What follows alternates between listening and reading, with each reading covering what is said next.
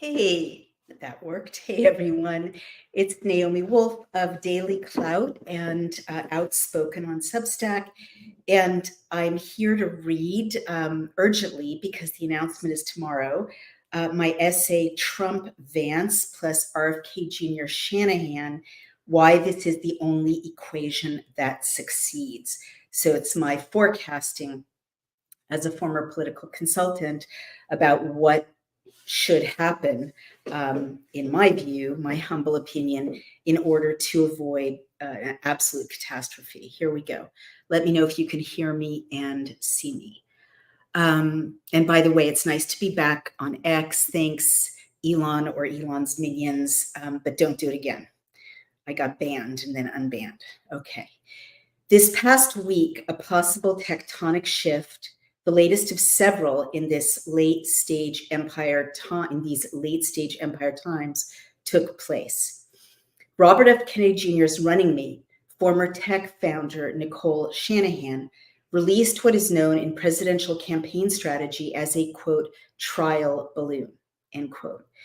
This is the disclosure in public of a possible direction. There are two reasons to release a trial balloon.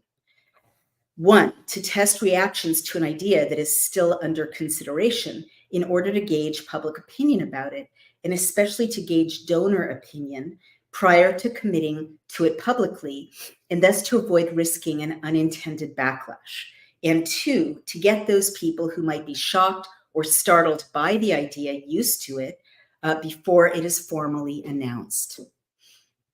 Shanahan, I wonder if I'm still being shadow banned. Usually I have hundreds of people listening at this point. Well, please share this video because I would like not to be shadow banned.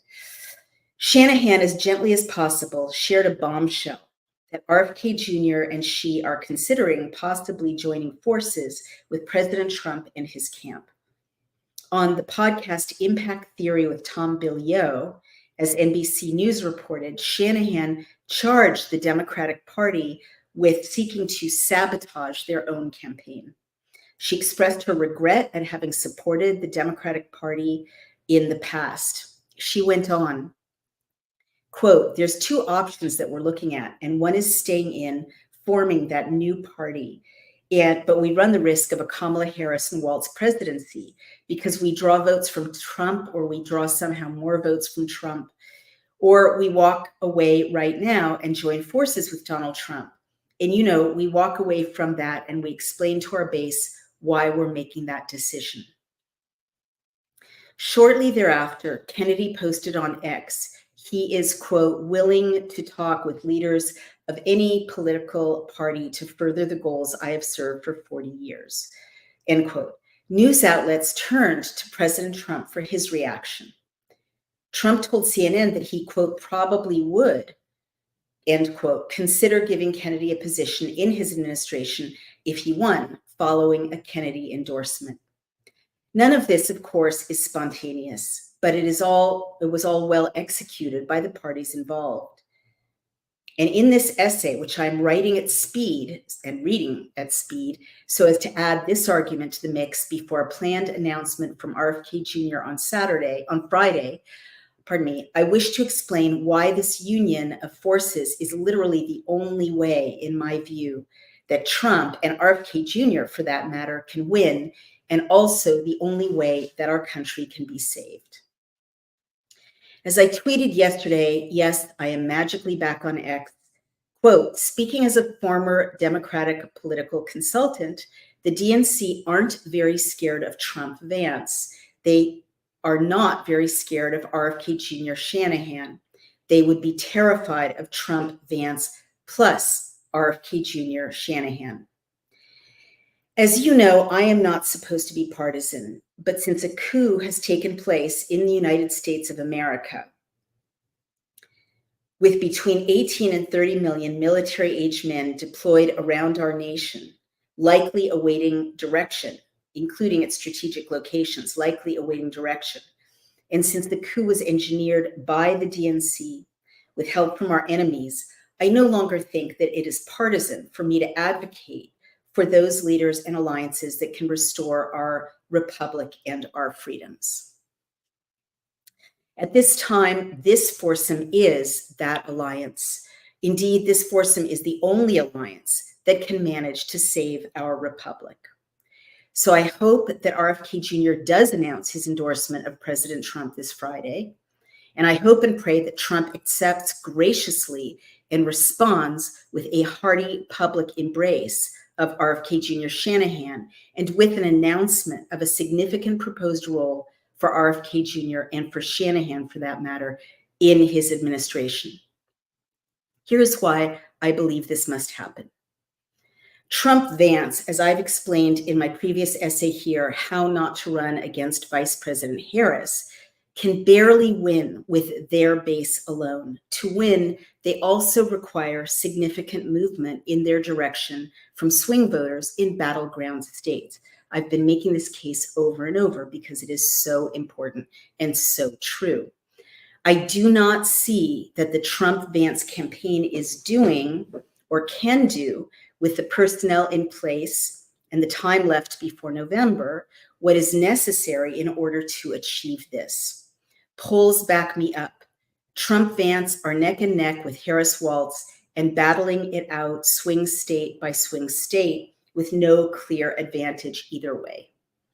The margin of error is always 4%. Creepy as the vibe at the DNC is, due to the nature of hundreds of people lying at that scale, none of the principals has overtly embarrassed him or herself excessively yet at the Democratic National Convention. In addition, the massive, smoothly running mechanism erected by the DNC creators of spectacle, lighting, and message, the immense deployment of media and influencers, and the eye-wateringly vast, effective fundraising apparatus and ad buys of the DNC are all conspiring, as I knew they would, to, quote, produce a decent simulacrum of a solid Harris-Walz ticket. Though it is built from stardust, glitter, venality, and sin, it looks appealing to people like my mom, who is always my touchstone for intelligent, NPR listening public opinion on the left, as in, wasn't Hillary wonderful?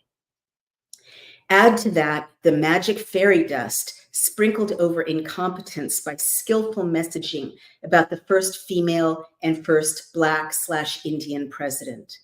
Then add the guaranteed cheating by the Democrats via absentee ballots and ballot harvesting, and for certain you will have, disastrously for the country, the world, and for you and me and everyone we love, a Harris-Walz victory in November, assuming that there is not a crisis or crisis that suspends elections altogether, for which I am also braced. Now shake up the same chessboard with RFK Jr. throwing his support to President Trump and asking his movement of disaffected homeless Democrats, independents, health freedom activists, libertarians, moms of injured kids, and stubborn patriots without labels to align with the MAGA movement.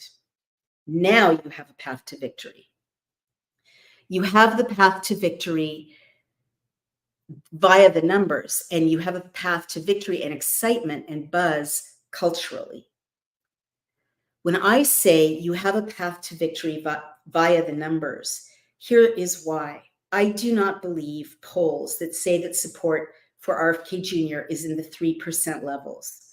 When third-party candidates are included in recent polls, Kennedy gets 10%, meaning he likely gets about 15% because conventional polls do not want to find him popular.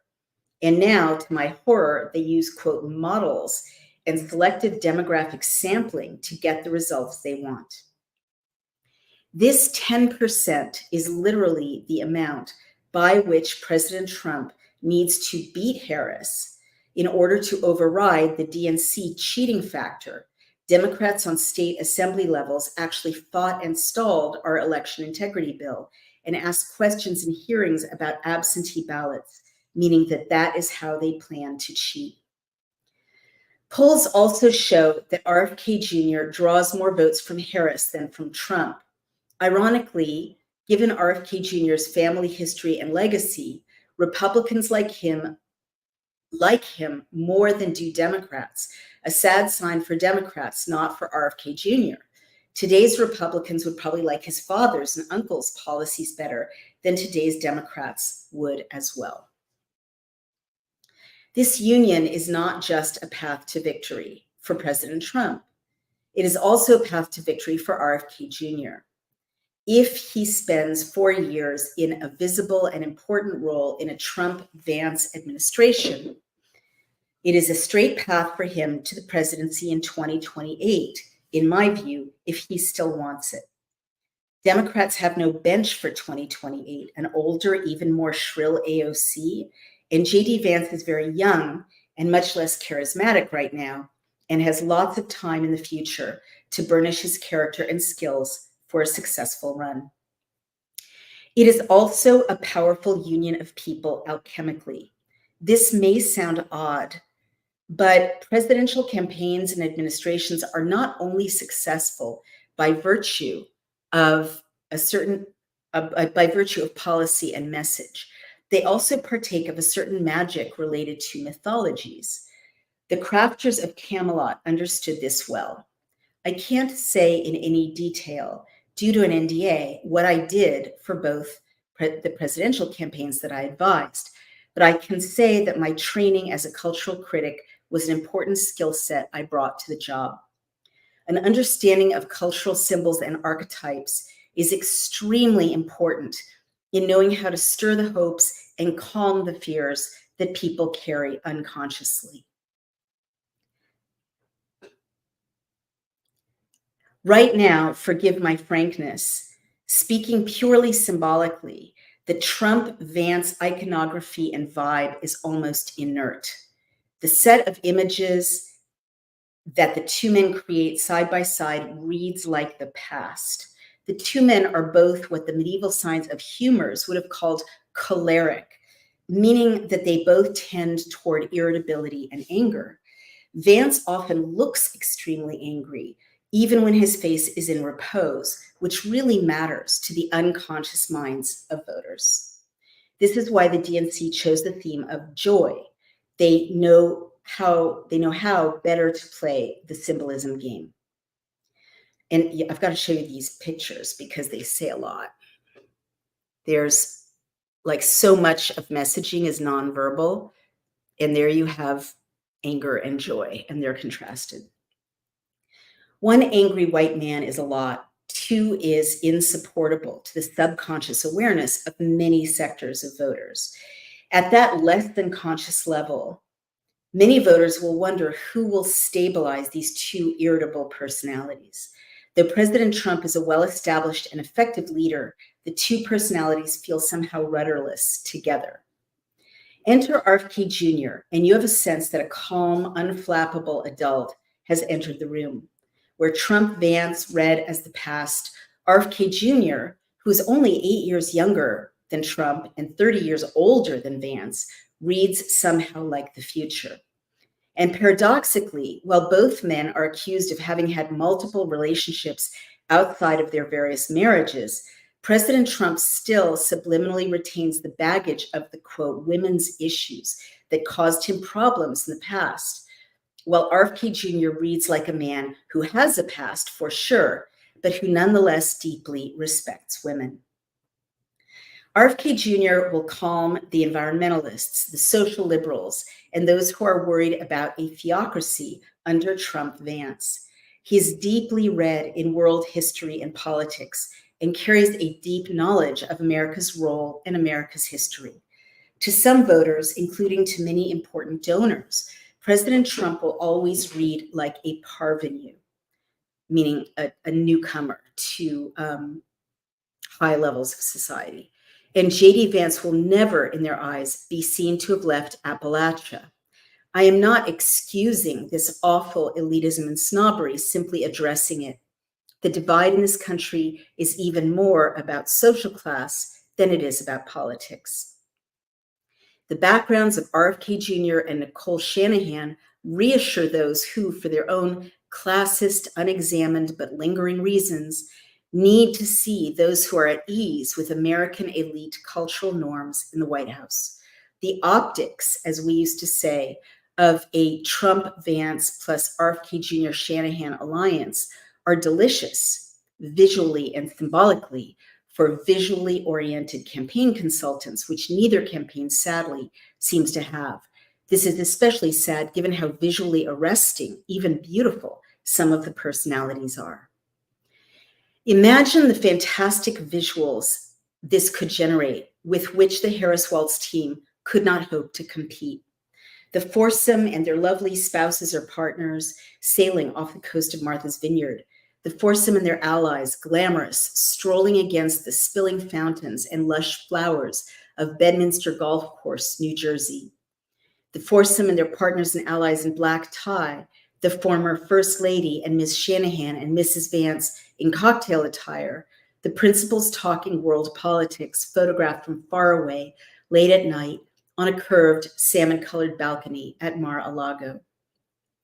Think about the imagery of Kennedy's past if you want to think about brilliant presidential stagecraft. It can be beautiful and serious and uplifting all at the same time. Now it would be red and blue royalty, serious, but also on display. Red and blue symbolism, activities and events, merging, interacting, and healing worlds that were estranged in America, uniting us all vicariously. Beautiful. And as we used to say in the consulting biz, consequently, tons of free media, which means not paid ads, coverage, free coverage. And then you can bring this healing down to earth. Town halls and speeches with MAGA and RFK Jr.'s followers, talking, organizing, debating, sharing, forming friendships. It could be the most exciting media and cultural set of events and images we have seen since Camelot, or at least since the Reagan years, with their impeccable stagecraft. And then on a grassroots substantive level, the union or unity of MAGA and RFK Jr.'s movement, he really should name it, can change America for the better. What America has not understood since the 18th century, before the days of the two-party system, is that a coalition does not mean a merger. MAGA does not have to agree with RFK Jr.'s supporters or vice versa on everything or even on most things to align to secure the biggest thing, our freedom and our republic. Coalitions can be bands of brothers and sisters who differ but work well together towards certain but not all shared goals. If both leaders can explain this to their supporters, America will be well positioned to save itself via this coalition. I also want to address Nicole Shanahan.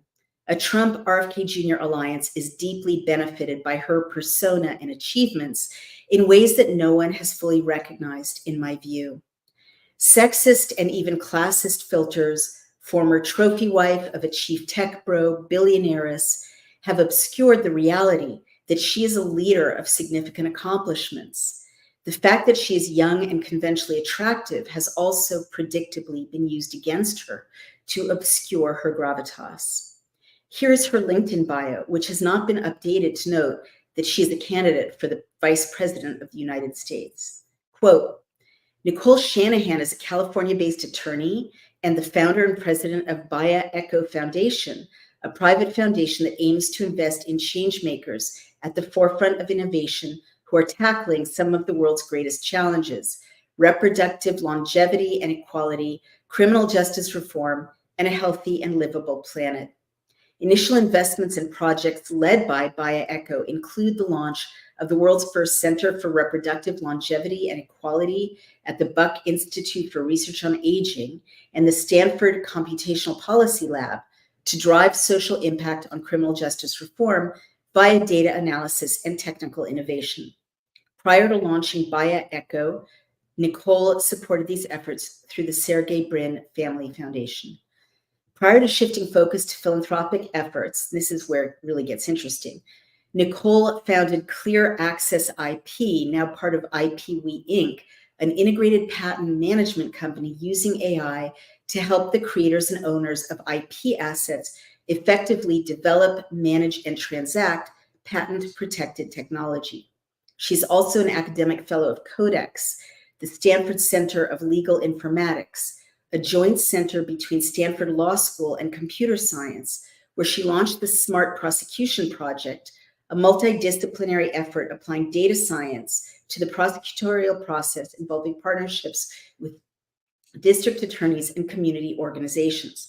Apart from the practical applications of legal technology, her academic research centers around Ronald Coas's work on transaction cost theory entitled Coasian Mapping. She theorizes on the pace and nature of society's adoption of artificial intelligence for law and government, end quote. And that is a mouthful, but I just felt like I needed to read it to you so that you understood what a dense set of accomplishments she has. This woman is now only 39.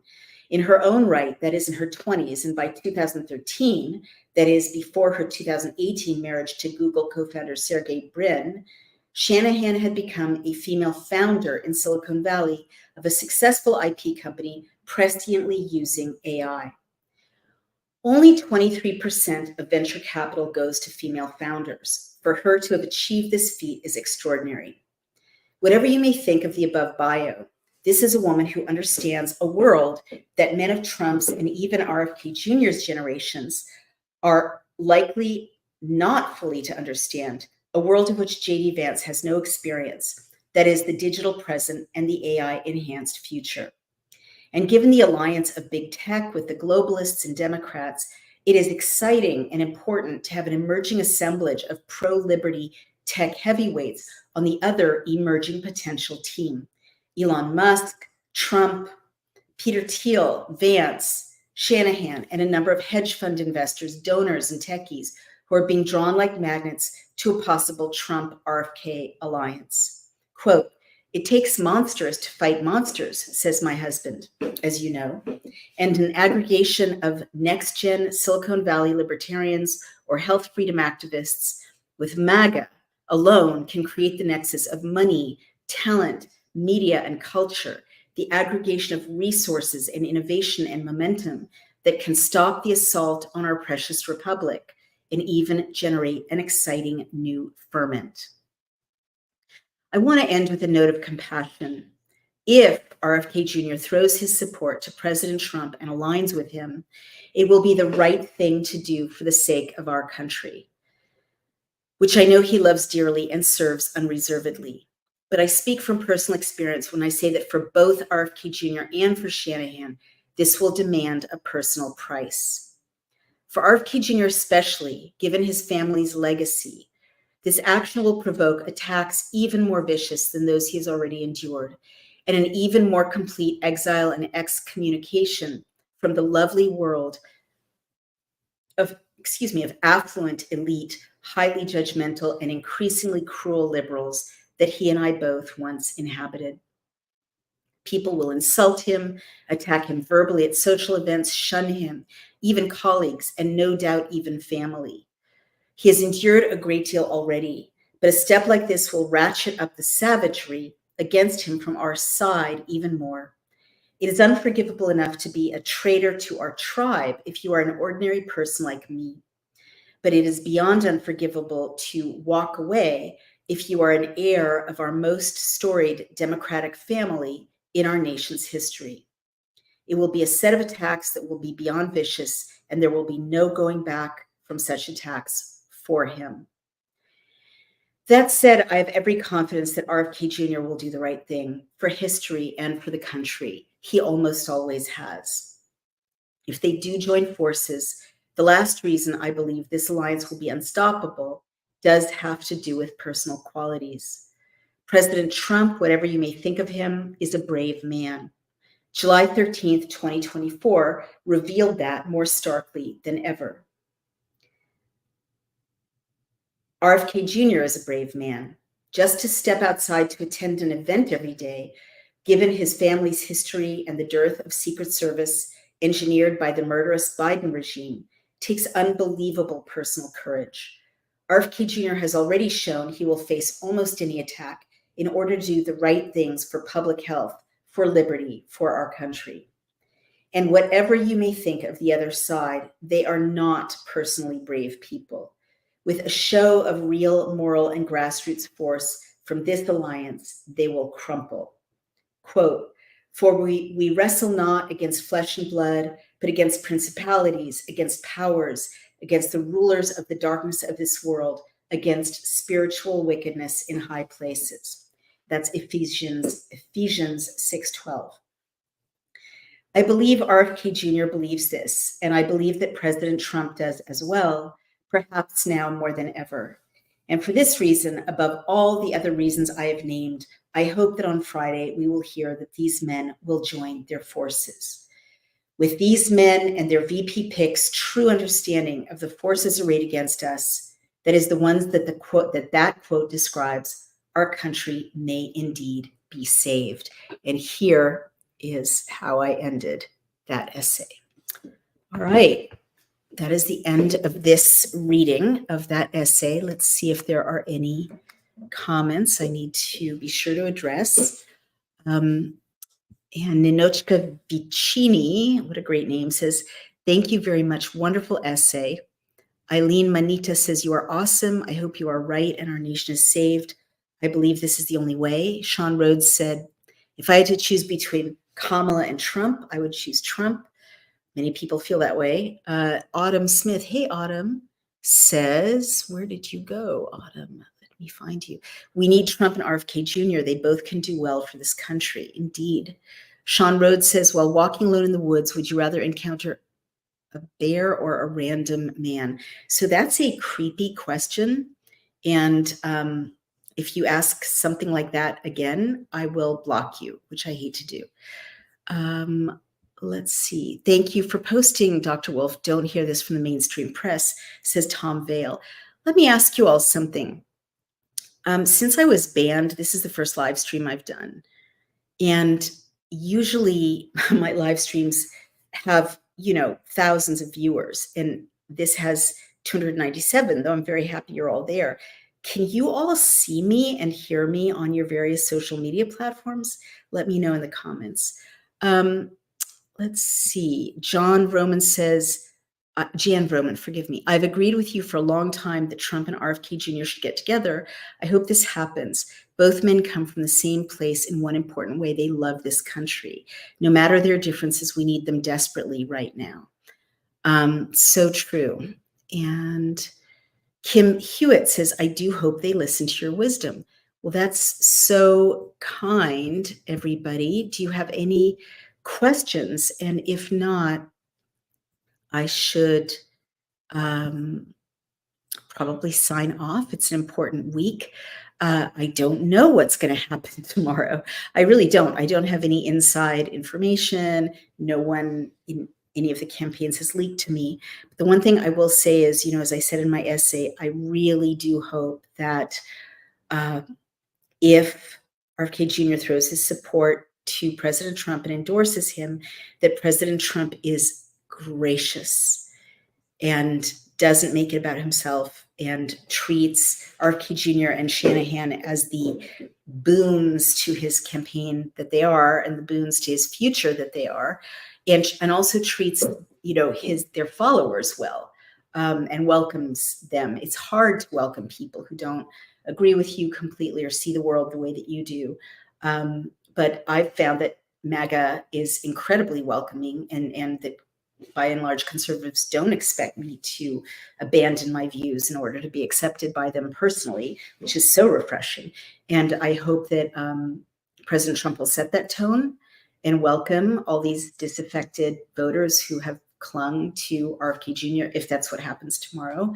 And I also think that he reciprocates immediately and fully with a gigantic announcement, an event, a welcome, announcement of positions, or at least a commitment to positions of major importance in the administration. This is not one of those things that should be treated as political business as usual. This is if it happens, right? It's an historic alliance and a great act of, in a way, self-sacrifice from both RFK Jr. and Shanahan. I just want to say nobody's told me to say any of this to anyone, right? I'm nonpartisan. I'm not advising either campaign. People keep sending my essays and videos to various people in the campaigns, which I'm delighted, of course, because I think they should. But we've got a really interesting and rare historic moment in that President Trump doesn't have to do this, right? He's already very wealthy. He has many beautiful houses. He has a beautiful wife and family. He's in his late 70s. He really could spend some wonderful years golfing or yachting. He doesn't have to do this. And you've got to believe, just objectively, that one reason he's running to be president again, which is a very hard job, I can tell you from observing it up close to some extent, it's got to be because on some level he loves his country and feels called to serve. I just want to say RFK Jr. doesn't need this either. I'm not speaking for him. No one's told me to say this, but he could have an awesome life, just enjoying LA, enjoying New York, enjoying Martha's Vineyard, enjoying his beautiful family, his beautiful wife, his important advocacy work in other areas, in environmentalism, in public health, family health, kids' health. He doesn't need this. It's not that fun to be a president or a senior advisor to a president or in a cabinet role. It's very, very hard work. It's very self-sacrificing. Not to mention, at this point, both men, as I said in my essay, are really showing a great deal of physical courage, simply running with the horrible, lapses, intended lapses in security that the Biden administration has already overseen, right? So given that RFK Jr. also doesn't need to do this, he's already famous. He comes from a fancier family than even Trump's family, right? I just hope that President Trump and his people, again, take that on board if they do form an alliance, really treat everyone with the greatest respect, recognition, acknowledgement. If there's one thing that is a stumbling block for President Trump, in my humble opinion, it's that he can be not gracious sometimes. And it's a time for healing that really requires graciousness. I don't mean to pick favorites. That's not my job here. I've never seen RFK Jr. not be gracious, even to people who hate him. This is a quality that Martin Luther King had, that President Lincoln had. They always speak to the better angels of our nature, even to people who want them to go away or be in jail or be dead. And so that's an incredible discipline. And I just hope, everybody, if it happens, that everyone welcomes everyone without friction. I've seen big egos at the top clash when someone didn't do that, and it just causes so many unnecessary problems, and especially problems in healing and serving the country. So I hope everyone keeps their egos in check, knowing the personalities. I don't know Trump personally, just observing him. I don't know RFK Jr. very well personally. I do know him, disclosure, somewhat, slightly, but I'm not that, he is actually able to keep his ego in check. He's run this campaign in a very humble, selfless way. And I really, I don't know what to say. I encourage President Trump to, if it happens, to look within himself and do some meditation or prayer, whatever's necessary, to welcome that alliance and keep his ego in check, share the spotlight, not be competitive, just let the country use these two great leaders, potentially great leaders, more great together than apart, for divine purposes, if possible, for historic purposes, and for everyone to lay the ego to rest, keep the ego out of the way. And I'm voting my conscience. Okay, you don't know anything about Black history. Interesting observation. We weren't even talking about that, but okay. All right. You want me to read Ben Franklin's essay 1751 on increase of mankind. Planet was black, lady. You know nothing about black biblical Hebrew history. Well, I will certainly read up on that. I'm hoping he's attorney general like his dad, says Sandy Hardy. And Senator Bluto says RFK Jr. could be appointed to clean up the FDA, the NIH, and NIAID. Let's go. All right. So I'm going to stop there. I want to thank you for listening. Still think I'm being shadow banned, but I'll wrap it up. And remember that it is our sponsors' support that allows us to make these videos, and to edit them and to produce them and to distribute them, as well as to run our news and opinion site Daily Clout and my Substack Outspoken. When you support our sponsors, you support our work. You also get amazing products because we are very selective. So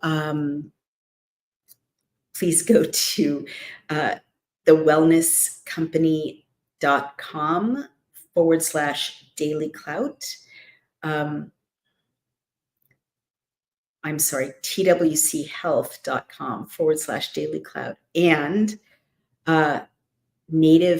getnativepath.com/Daily Clout. twchealth.com/Daily Clout, and getnativepath.com/Daily Clout. There we go.